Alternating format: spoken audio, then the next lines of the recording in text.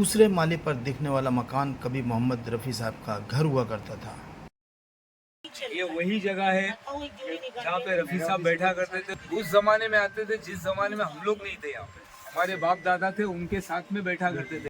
तो ये है भिंडी बाजार। इस जगह हम और आप बैठे, इसी जगह पे रफी साहब आके बैठा करते थे। मैं आपको बता दूं कि ये मोहम्मद रफ़ी साहब का पुराना मकान हुआ करता था इसके दूसरे मंजिल पर, और ये दुकान नीचे थी। इनका ये मानना है कि रफ़ी साहब यहाँ पर आके बैठा करते थे। हमारे बाप दादा के जमाने में आते थे, हमारे जमाने में नहीं थे। ये भिंडी बाजार का वो एरिया है जहाँ अपने स्ट्रगल के दौरान मोहम्मद रफ़ी साहब यहाँ पे ऊपर रहा करते हैं। और अब हम सीढ़ियों के जरिए जा रहे हैं ऊपर। मेरे पीछे वो मकान है जिसमें मोहम्मद रफ़ी साहब अपने स्ट्रगल के दिनों में रुका करते थे। देखिए, ये अब मैं दाखिल हो रहा हूँ जहाँ पर रफ़ी साहब 60 के दशक में इसी जगह पर बैठकर गानों की रियाज किया करते थे। मेरे पीछे है भिंडी बाजार और ये बालकनी है जहाँ पर कि रफ़ी साहब कभी बाहर देखा करते होंगे। वक्त बदल गया और यहाँ से वो शिफ्ट हो गए बांद्रा। और ये नज़दीक में ही मैं जूम करके आपको दिखा रहा हूँ जो कि जमजम रेस्टोरेंट है। यहाँ पर बैठकर अक्सर वो शाम को चाय की चुस्कियाँ लिया करते थे। यही शायद वो बैठक है जहाँ पर कि वो बैठा करते थे। मोहम्मद रफ़ी साहब का ड्यूरिंग स्ट्रगल टाइम में घर हुआ करता था और मैं चाहूँगा कि ये थोड़ा सा हमें इसके बारे में बताएं। मेरा नाम नसीम बानी है। आप यहाँ पे कैसे आए? नहीं, ये तो हम बहुत दिनों के बाद आए उनके। जी। वो तो पहले यहाँ रहते थे, स्ट्रगल करी नहीं से हो गए बांद्रा। जी। पहले दुकान भी थी उनकी नीचे, हजाम की थी, नाई थे। फिर वो लोग के साथ में गाना बजाना सब चालू रहता था उनका। जी। बिल्डिंग में यहीं रहते थे, उनकी बैठक यहीं पर है। जी। और हमेशा यहीं से रियाज करते थे। बहुत से लोग आते थे, कल्याण जी, आनंद जी, उनके बहुत सारे पहचान वाले आते थे यहाँ पर। और उसके बाद में जब उनको गाने का मौका मिल गया, नौशाद साहब ने या मधु सुल्तान के और बहुत सारे लोग थे, उनको मौका मिला। फिर ये घर छोड़कर वो बांद्रा में गए। तो बांद्रा में जब गए ना, तो फिर ये नौकर को अपने देकर गए। ओके। उनके नौकर जो थे तो वो खिदमत गुजार के, उनके माशाल्लाह इनके यहाँ पे 3 रूम है। ओके। ये पहला है, 2 वो है, एक तीसरा है, बावर्ची खाना, एक बेडरूम, ये हॉल।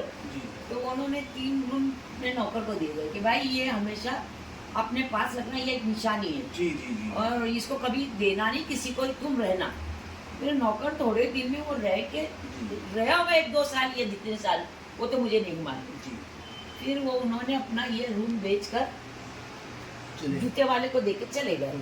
तो जूते वाले जो थे, तो वो दूसरे जूते वाले जो यहाँ पे साइड में थे, उनको देकर गए। बाबू बब्बे करके थे वो जूते वाले, उनका नाम, उनको दे गए।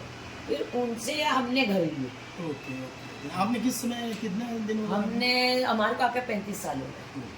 तो इस बीच लोग आगे आपको डिस्टर्ब करते रहते होंगे? बहुत आते माशाल्लाह, हम मना नहीं करते किसी क्या को। बात है। इसलिए मना नहीं करते भाई, वो उसकी मोहब्बत से हमको आते तो हमको भी पहचान हो जाती है। इनकी सोच को सलाम, इनके जज्बे को सलाम। एक ऐसी आवाज़ जो न कभी हुई और न कभी होगी, जहाँ पे कोई हस्ती हुआ करती थी, हिंदुस्तान की दुनिया की हस्ती हुआ करती थी, और ये वहाँ पर रह रहे हैं। इनको फ़ख्र होना चाहिए, और मुझे आज बहुत ज़्यादा फ़ख्र है कि मैं यहाँ पर आकर के, हमको तो बहुत फ़ख्र है, हमारे को तो बहुत खुशी है।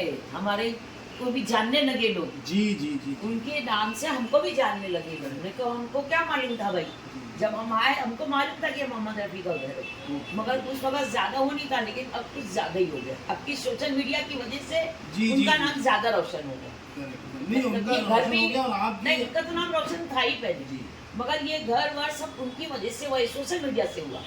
फिर उसके चाहने वाले जो थे वो नीचे आने लगे, पूछने लगे भाई। तो हम तो किसी को मना नहीं करते भाई, उनके चाहने वाले तो हमारे भी चाहने वाले, उनके चाहने वाले हैं तो भाई हमारे भी चाहने वाले, मेहमान है। फिर हम इसके लिए उनको मना नहीं करते कभी भी। आओ तो नमाज रोजे के पाबंद थे, हम लोग भी उसी तरह के हैं। और देखो ये घर में खूब खैर बरकत, अल्लाह ने बहुत नवाजा, मालिक का बहुत एहसान है। भाई इनके कदम पहले थे, वो भी बहुत अल्लाह वाले थे और बहुत अच्छे नेक इंसान थे। वो नेक इंसान थे, ऐसा इंसान मतलब होगा नहीं। गुलकार तो थे ही थे, इसके अलावा बहुत ही नेक बेहतरीन इंसान थे, बहुत फरिश्ता टाइप के। बहुत फरिश्ते थे भाई, मदद करते वो फरिश्ते ही थे। नसीमा आपा ने हमें बहुत सारी जानकारी दी। बहुत अच्छे है भाई, बहुत अच्छा इंसान है। ये मेरा बड़ा लड़का है, ये मेरा बेटा, इसकी ये बहुत है आई है माजिद वीडियो। भाई हैं, घर के ओनर है भाई। घर के ओनर हैं। ओनर तो मतलब जब तक आप हयात हैं आप ओनर हैं। हम हमारे लड़के हैं। और ये माजिद इसका भाई भी बहुत बहुत अच्छे लोग, इंटरव्यू है। बहुत अच्छा बड़े लगा, लड़के का भी और इसका इस जगह का जो है असर है। तो ये मैं अभी जस्ट आ रहा हूँ जहाँ पर मोहम्मद रफ़ी साहब कभी अपना वक्त पास किया करते थे। उनके घर के बगल में ही एक शख्स जो कि पैरालाइज हैं, मोहम्मद रफ़ी के साथ कभी हुआ करते थे, उनसे भी मिलने का मौका मिला। इस वक्त मैं हूँ मुस्लिम भाई के साथ में, पैरालाइज हैं और इसलिए बोल नहीं पाते। मोहम्मद रफ़ी साहब के ठीक बगल में ये घर है। बचपन में मोहम्मद रफ़ी साहब को इन्होंने बहुत नज़दीक से देखा, लेकिन आज बीमारी की वजह से वो उसको बयान नहीं कर सकते। ये मेरे लिए बहुत फ़ख्र की बात है कि आज मैं उस जगह से वापस आ रहा हूँ जहाँ पर कि कभी मोहम्मद रफ़ी साहब रहा करते थे। तो ये है ज़मज़म रेस्टोरेंट, जहाँ पर कि अपने शाम के वक्त में या जब कभी भी चाय की तलब होती थी, मोहम्मद रफ़ी साहब यहाँ आया करते थे। किधर बैठा करते थे? यही बैठा करते थे। ये वो जगह है जहाँ पर कि वो शाम को या सुबह जब भी चाय पीने आते थे, इस ज़मज़म रेस्टोरेंट में आते थे, और ये है वो जगह। तो